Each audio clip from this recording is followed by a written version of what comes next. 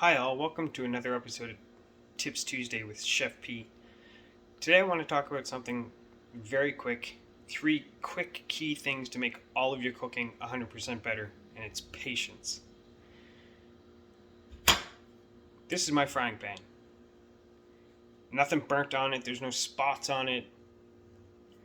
My barbecue looks the same, all of my cast iron looks the same.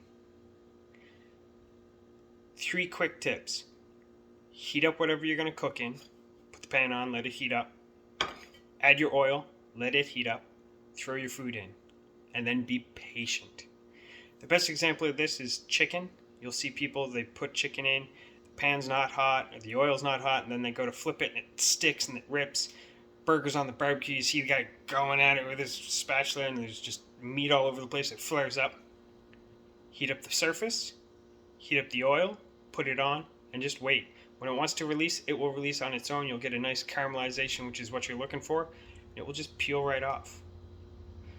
I'll definitely show this on the barbecue later on in another video, and I'll do it this week when I make up some chicken fajitas or something, just to show that it takes nothing, just a little bit of patience. Heat up the pan, heat up the oil, wait for your food.